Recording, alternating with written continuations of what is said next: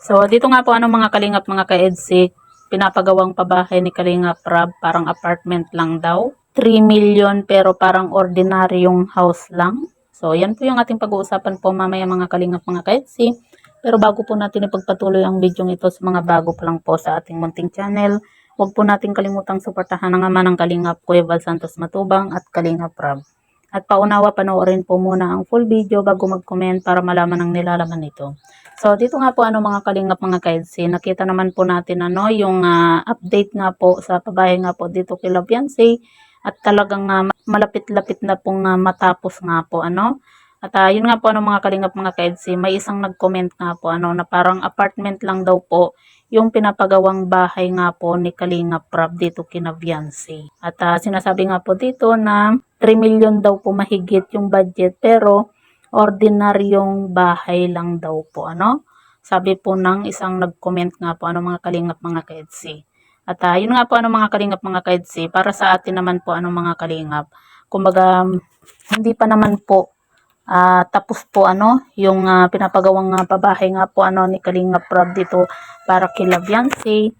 Sana wag din po muna tayo mag-comment po ng kung ano-ano. At kahit na sabihin po nating ordinaryong bahay lang po yan, ang mahalaga po diyan may malilipatan na po itong sina Viancy nga po kasi yan po yung isa po sa pinapangarap din po nila Viancy, yung makalipat. At kung para sa atin naman po kung sakasakaling tayo po yung nabigyan po ng ganyang bahay nga po malaki na po yung pasasalamat po natin kasi kung hindi po sa Team Kalingap at sa mga sponsor po na nagmamahal po, kumbaga hindi po tayo magkakaroon po ng ganyang bahay, di ba?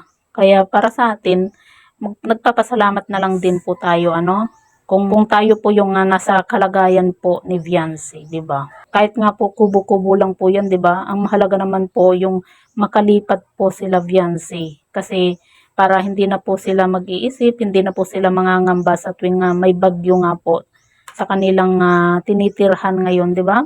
Yun naman po yung pinakamahalaga nga po yung makalipat po itong sina Viancy. At saka nakita naman po natin yung pinapagawang bahay po dito kila Viancy. Napakaganda po.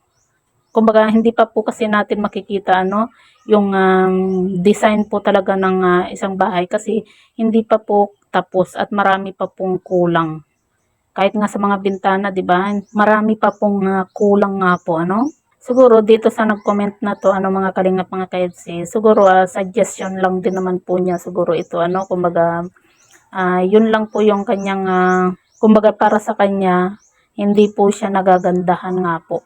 Pero syempre para kila Viancy at sa kanyang pamilya, mansion na po 'yan, 'di ba? Kung sanay ka po sa bahay na kubo, saka sa mga bahay na simple lang, syempre kapag nagkaroon ka po ng ganyang kalaking bahay, kumbaga para sa kanila mansion na po kung tatawag. Saka ang laki na po niyan, 'di ba? Tapos meron pa po silang extra po na lupa nga po na ibinigay po ng sponsor, 'di ba? Doon pa lang po, 'di ba?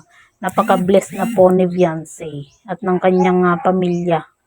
Kumbaga doon pa lang po malaking pasasalamat na po nila Viancy nga po kasi sa panahon po ngayon napakahirap po na makabili ka po ng sariling lupa, 'di ba? Kahit nga po yung makapagpatayo ka lang ng kubo, magkano na rin po yung gagastusin mo dahil nga po sa mahal na po ngayon yung mga materyales. Dahil nga po sa panahon ngayon, wala na pong mura. So, kayo po mga kalingap, mga ka-EDSI, ano po yung masasabi nga po ninyo patungkol po dito? I-comment nyo lang po sa ibaba at babasahin po natin isa-isa.